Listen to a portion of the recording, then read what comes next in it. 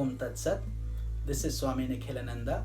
My humble prostrations to the universal divine energy in the form of Adi Guru Shankaracharya ji, my worshipful Guru, Sri Swami Jyotirmayanand ji Maharaj, to all the sages and saints of this world, and to you divine souls watching this satsang. In today's satsang, we are going to discuss verse number 16 of the Holy Scripture, Bhaja Govindam by Adi Shankaracharya ji.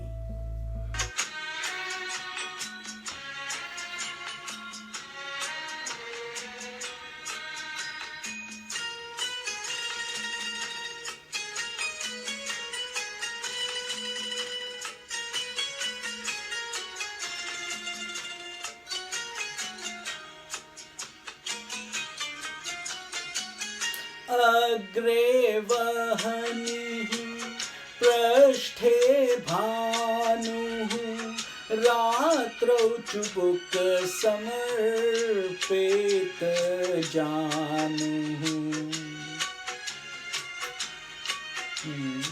Om Om Om Om Om Hari Om Om Om Om. करतल भीक्षस्त तरुतलवासः तदपि न मुञ्चत्याशापाशः।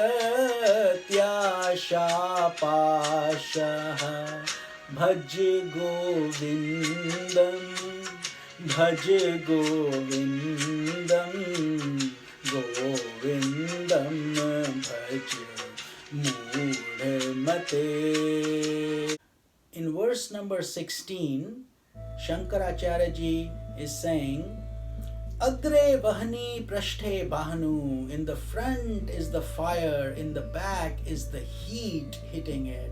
So the context of this verse is that we are talking about a spiritual aspirant that has left everything, his home, his possessions, everything, in order to seek spirituality.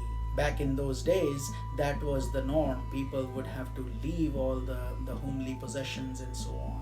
So he says, this spiritual aspirant, this mendicant is sitting in front. He has nothing. So in the front, he is getting the fire to do the yagyas. From the back, the heat is scorching down. Ratra chubuku samarpit janu. And when night time comes, he feels cold. So he's clutching his knees to his chin, and as if to generate some heat.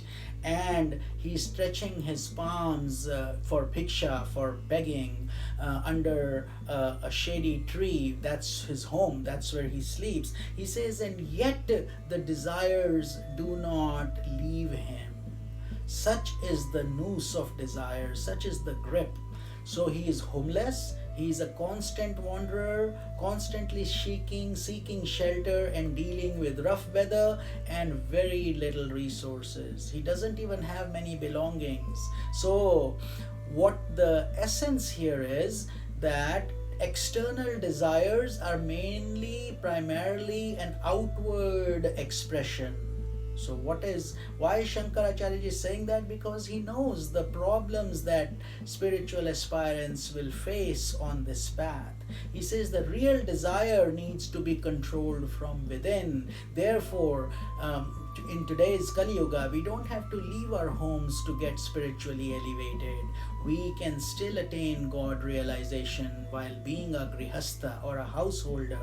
And the real desire is to be controlled, which Bhagavad Gita calls the ras buddhi, that desire that is generated in the mind. Because unless that is controlled, all the external measures can only go so far. They will eventually bounce back and you will lose control.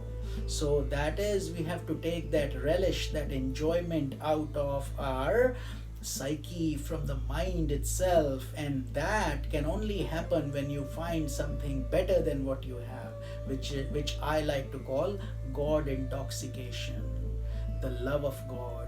When that comes in, that is the highest spiritual high you can achieve, and the mind automatically starts to like it, and therefore all your ras buddhi, the habits of the previous times fade away. They no longer feel good anymore. So you enjoy the satsanga, you enjoy your holy scriptures, you enjoy meditating, and that's the goal of your human body.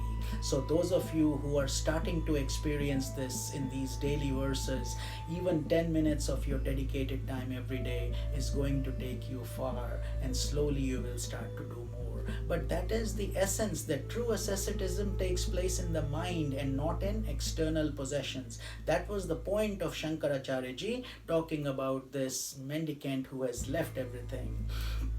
So this is not an easy process, even in the clutches of death, ego continues to control. So therefore, desire is the root cause of this predicament. Thus we need to renounce from within, not by external controls. That is the main essence of this. Think of King Bharat, Lord Rama's younger brother. When Lord Rama was going to the forest for 14 years, Bharata went because he loved his brother dearly, and he was very unhappy with the developments that he was given the kingdom. He did not want the kingdom, he only wanted his brother to have it. But when he was told he could not, he lived like an ascetic. Just like his brother was in the forest, he also decided to rule the kingdom just in his brother's name, and his sandals were placed on the crown, on the throne itself, and he was doing all this. So while he was in theory a king, in reality he was living like an ascetic.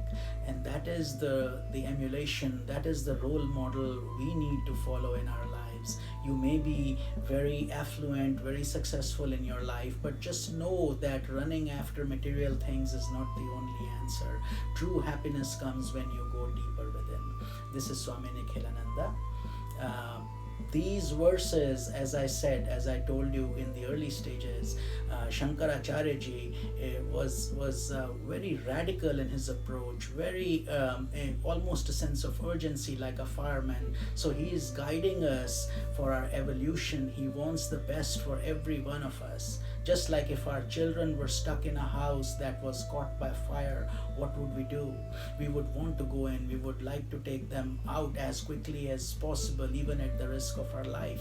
And that's what Shankaracharya ji is trying to do for every single one of us. I hope you can connect to that. This is Swami Nikhilananda. Om Tat Sat.